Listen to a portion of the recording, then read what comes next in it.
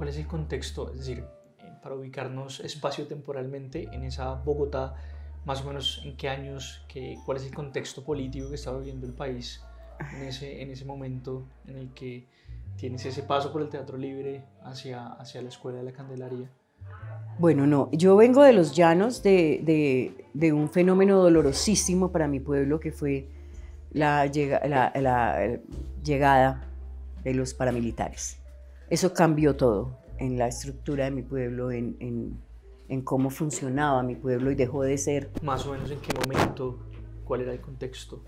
Creo yo que fue como, mi pueblo era un pueblo de ganaderos, de campesinos, ganaderos fuertes, gente muy, muy fuerte, que al ser blanco fácil, digamos, de las guerrillas de extorsión y esto, pues se arma y se protege con esta estructura paramilitar. Eso es bien complejo, bien complejo.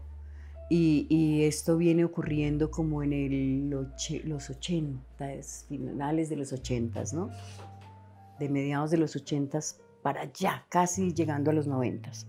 Y ahí empieza, siento yo, la transformación de mi pueblo hacia lo que hoy es, con esta problemática tan compleja que tiene todo el territorio nacional.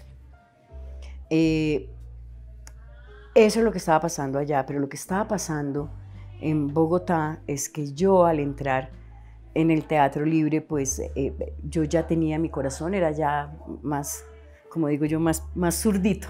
Mi corazón era más zurdito. Pero cuando yo entro a ver a Patricia trabajar y a la Candelaria, definitivamente mi corazón se pone en ese lado y empiezo a ir a las reuniones de las juventudes comunistas y empiezo a enterarme un poco de esto y empiezo a ver toda esta masacre de los líderes de izquierda, de Pardo Leal, bueno, la historia que todos conocemos, de cómo masacran la izquierda y casi la quieren borrar, ¿no? Y todo ese momento tan doloroso era el que vivían mis maestros de teatro, que conocían esta problemática realmente, y ellos fueron los que me la enseñaron. Ellos fueron los que me enseñaron ese país, ¿cierto? Con ellos lo viví, con ellos lo sufrí, fui doliente de este país con mis maestros de teatro. Eso fue lo que pasó.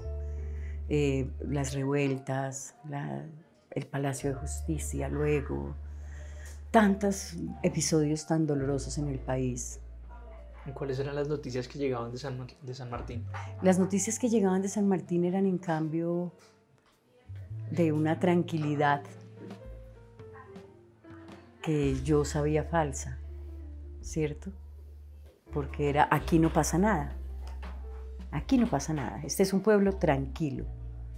Pues claro, ¿quién iba a entrar? ¿Cierto? Era la paz del miedo. La paz del miedo. Eso pasaba en mi pueblo. Y yo dejé de ir a mi pueblo en esa época, ¿sabes? Yo tengo ahí una ruptura con mi pueblo justamente en ese periodo de transformación. Yo no fui a mi pueblo mucho.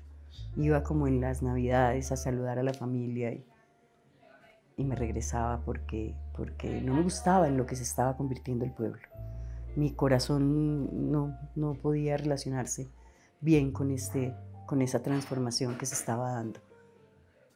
Pasamos de ser liberales y conservadores, mi familia era liberal, a ser una cosa rarísima. Yo no entendía muy bien.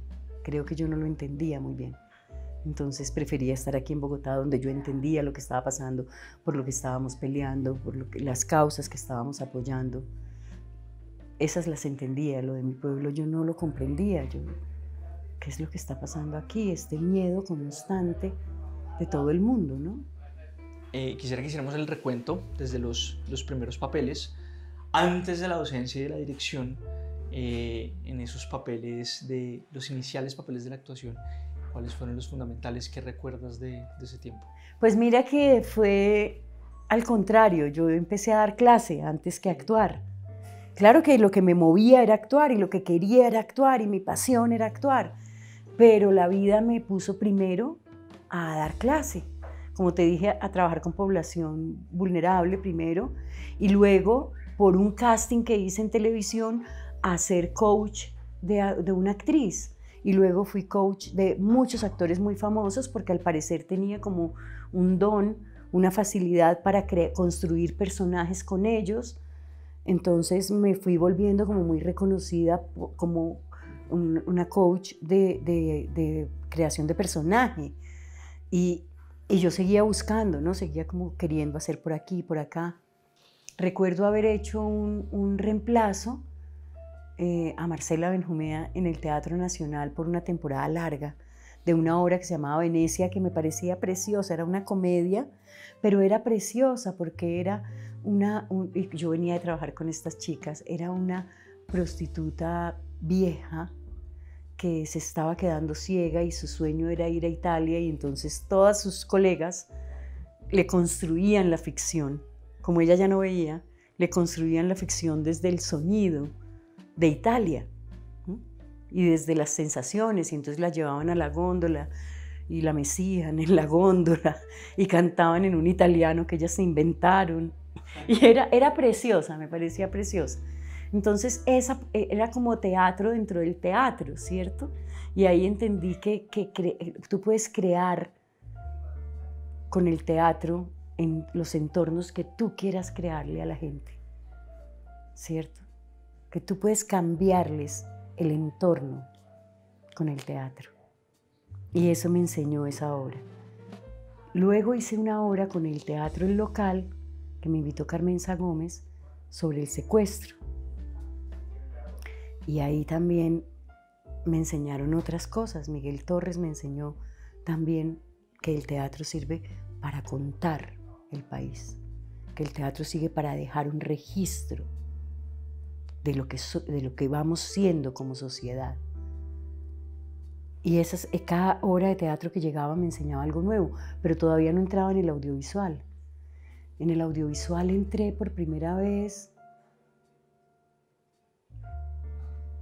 a hacer una telenovela, a hacer un personaje pequeño en una telenovela que se llamaba Merlina, Mujer Divina. Y yo hacía una artesana, personaje popular. A mí siempre me llaman a hacer personajes muy populares porque lo traigo de cuna.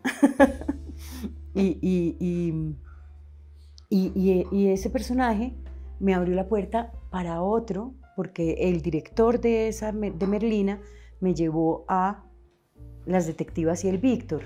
Y en Merlina conocí a Alejandra Borrero, que me llevó a hacer una obra sobre abuso sexual que se llamaba A la sombra del volcán. Y yo representaba a una indígena con toda su sabiduría y con todo su amor y con toda también su impotencia frente a este acto de este padre incestuoso y abusador, en complicidad con este obispo que él callaba y tapaban este abuso. Y todo esto era poder investigar sobre esta etnia que estaba yo representando, sobre esa sabiduría. Fue muy bonito también. Entonces el teatro siempre era una escuela, la tele era más un divertimento en el que yo conocía personas que me llevaban a hacer teatro. Entonces se volvió muy bonito esa relación simbiótica tal vez, ¿no? que se generó. Y de ahí me llevó, estaba haciendo esa obra con Alejandra Borrero, cuando un amigo de ella, que era jefe de casting de una película, me invitó a hacer casting para una película, y ahí hice mi primera película, que fue Paraíso Travel. Paraíso Travel fue una película maravillosa en la que yo hacía un personaje que les vendía humo. Era una vendedora de humo.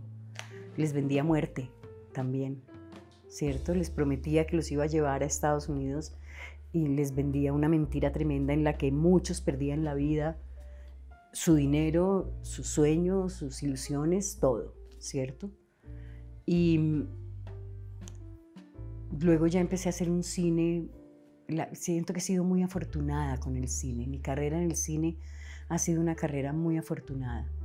He hecho un cine que cuenta nuestro país, lo bonito y lo no tan bonito, lo doloroso, cuenta los errores que hemos cometido como sociedad, los errores que han cometido esos seres en los que hemos confiado y que han abusado y que han explotado y extraído todo para su propio beneficio. He tenido la suerte de hacer mucho cine, de este cine que narra las violencias diversas de nuestro país. Y en el teatro sigo haciendo, siempre seguiré haciendo en el teatro memoria, reflexión, memoria y reflexión. Entonces siento eso, ¿no? Yo siempre digo que el teatro es mi hogar, es el lugar en el que tengo derechos, deberes, tiempo, amor colectivo, ¿cierto? El cine es como una cosa súper intensa, íntima, casi siempre dolorosa y fuerte, ¿no? Al mismo tiempo que hermosa, porque es hermoso recorrer el país, ver estas geografías tan hermosas, estas personas, estas comunidades, pero al mismo tiempo ponerme en los pantalones de estas personas, de estas mujeres, y contar el país desde sus dolores y desde sus vivencias violentas. Entonces es una cosa mucho más intensa que yo folclóricamente un poco le digo que es como una relación extramarital, ¿no? Si el teatro es el hogar, entonces es una aventurita que tiene uno de un nivel de intensidad súper fuerte, que sabes que empieza aquí, termina aquí y ya, tú puedes regresar a tu casa, a la tranquilidad de tu casa. Y la televisión, cada vez se hace una televisión más interesante en Colombia, ¿cierto? Que también nos cuenta, y también he tenido la suerte de hacer una televisión bonita. Pero la televisión sí la veo más como el trabajo, ¿no? Ese lugar en el que tú tienes deberes, y te pagan por hacer eso que sabes hacer, con la suerte de que me fascina hacerlo, me divierto un montón, no hay nada que me guste más que interpretar, pero ese es un lugar en el que yo no tengo mucha injerencia, ni en la historia, ni en el tono, ni en cómo se cuenta, ni en cómo...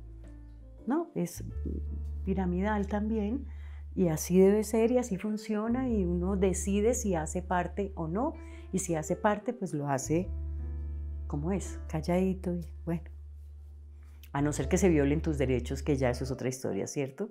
Y ahí ya pues tenemos un sindicato maravilloso que está cumpliendo años, 10 años, y que vela porque no se violen esos derechos, pero de resto pues es un lugar para hacer, te pagan para hacer lo que sabes hacer, hazlo bien, bonito, para que te vuelvan a llamar. No me hubiera imaginado, pues es decir, desde la distancia, esa diferenciación teatro, televisión, cine, me parece extraordinaria. Quería preguntarte también en esa época de coaching, se me hace muy complejo ese proceso de ayudar a crear un personaje.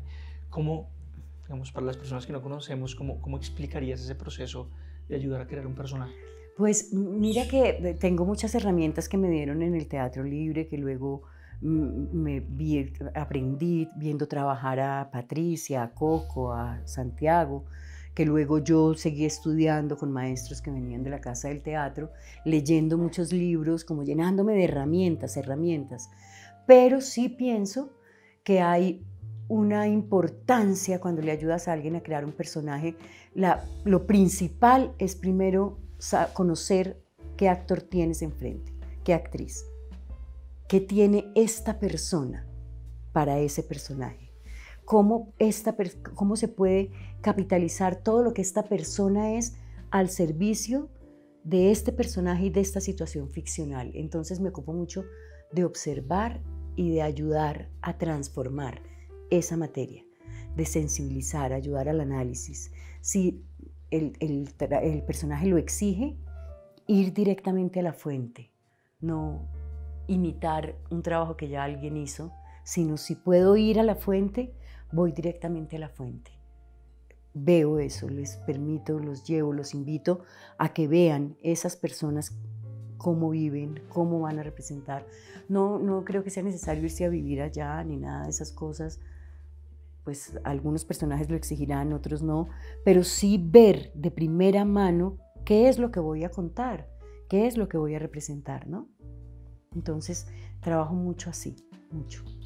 En entrevistas usted ha mencionado mucho un tema que me parece súper importante, sobre todo para hacer pedagogía, y es el machismo estructural que también se vive dentro de la industria audiovisual. Uf. Y bueno, para muchas personas es desconocido, sobre todo quienes no estamos en el medio, pero ayuda muchísimo a hacer pedagogía sobre el machismo estructural que habita en la sociedad.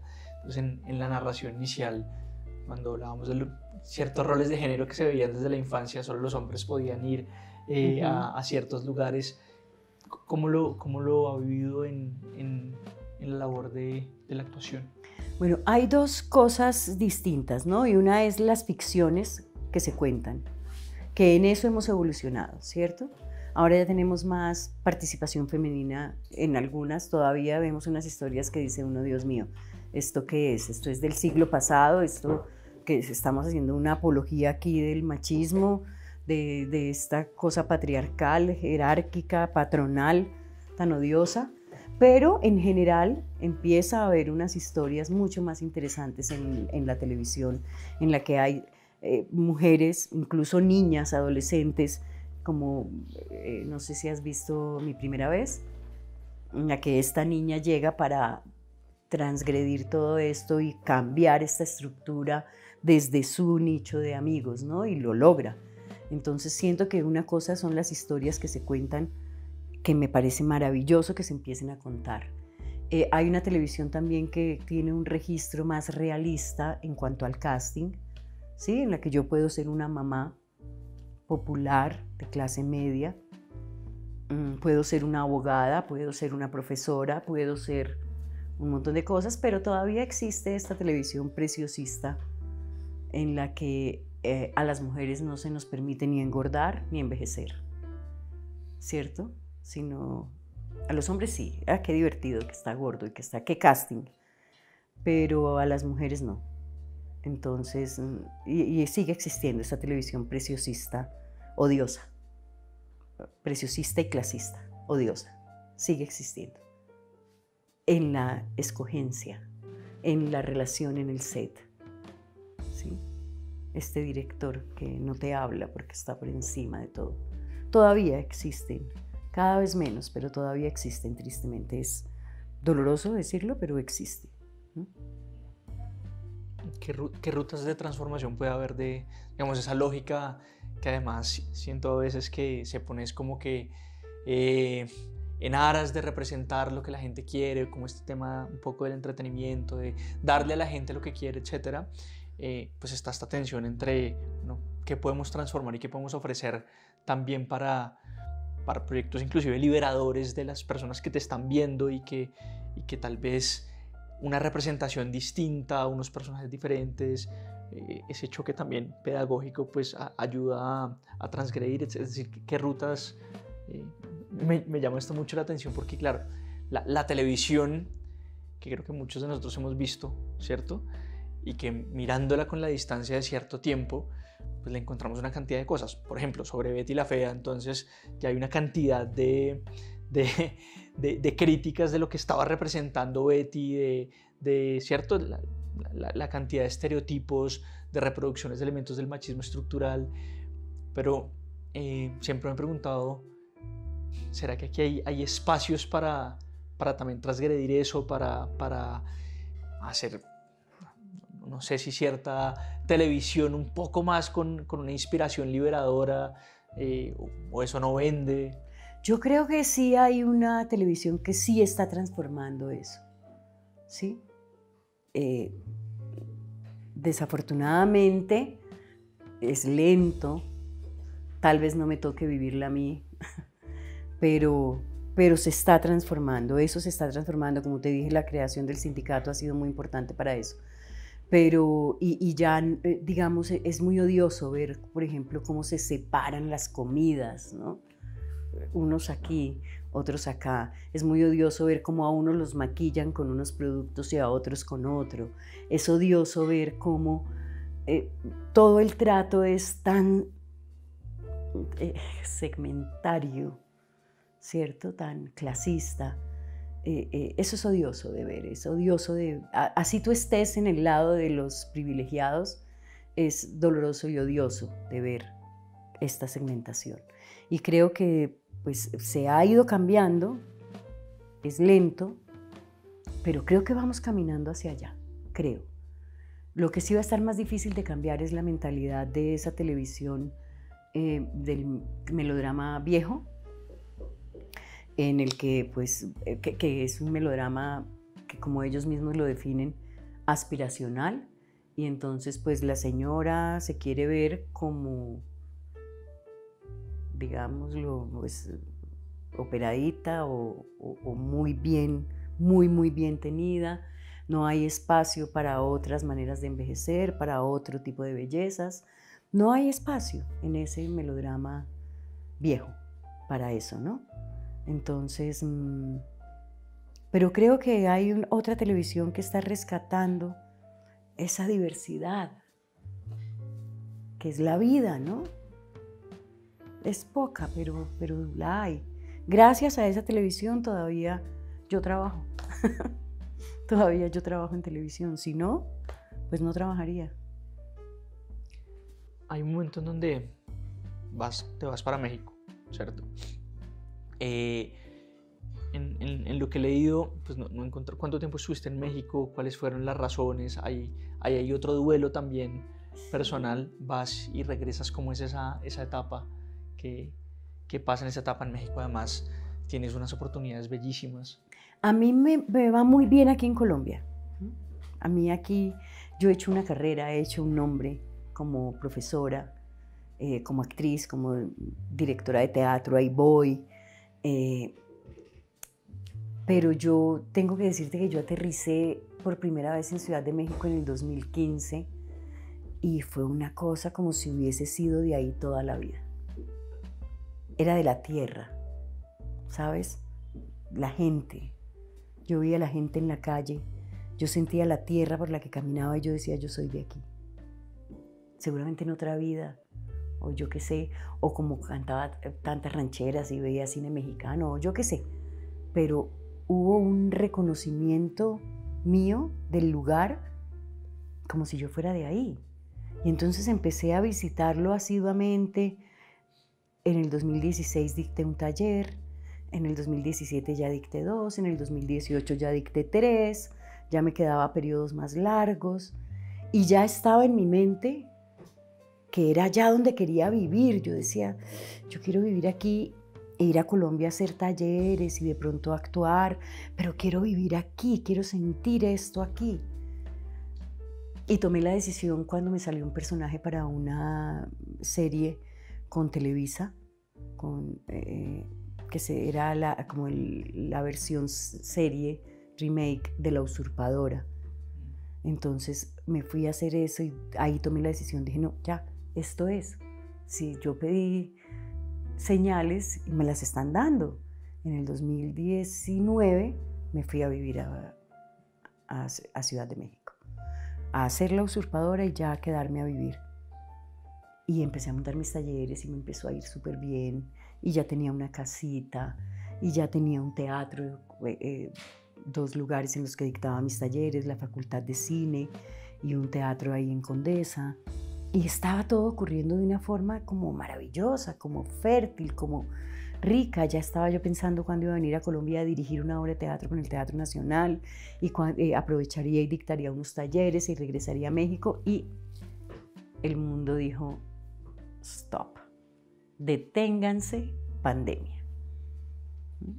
Y quedé como un poco, ¿y ahora qué hago? ¿Cierto? Y es ahí donde comprendes que hay un hogar. Y que mi hogar estaba aquí. Ahí lo comprendí. Dije, van a cerrar los aeropuertos. Yo quiero poder ver a mi padre. Yo quiero poder ver a mi hijo, a mi nieta, cuando yo quiera. Yo quiero estar allá. Y cogí un avión, alcancé a entrar, pero raspando. Y fue como mágico, ¿no? Como que todo empezó a ocurrir y a ocurrir aquí. y cada vez me quería quedar más aquí y estaba más convencida de que era aquí donde quería estar. Y ya México pasó a ser ese lugar donde hay una parte de mi corazón y a donde voy a dictar unos talleres. Si me llaman a actuar, iré. Si me sale la posibilidad de dirigir, dirijo. Pero si no, no pasa nada. Iré de vacaciones y a dictar mis talleres, que esos siguen funcionando muy bien allá. Pero el hogar, dije, es momento de afianzarme en Colombia, de crear mi hogar. Y entonces mi casa es en San Martín de los Llanos. Me fui a San Martín de los Llanos y me construí mi casita allá, chiquita, en el pueblo, cerca del parque, no en el marco, pero cerca. Era la casa de mi madre y es mi casa ahora. Y dije, bueno, vamos también a hacer hogar en Bogotá. Y ahí decido hacer La Puerta Abierta con mi compañero de vida, con mi hijo, y ya creamos este hogar. Ayúdanos a seguir con nuestra labor periodística a través de nuestro NECI DaviPlata 310-779-3518.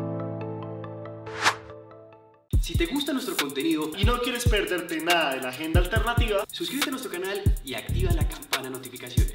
Recuerda darle like a este video y por supuesto compartirlo con tus familiares, amigos y conocidos. Así juntos visibilizamos la Colombia profunda.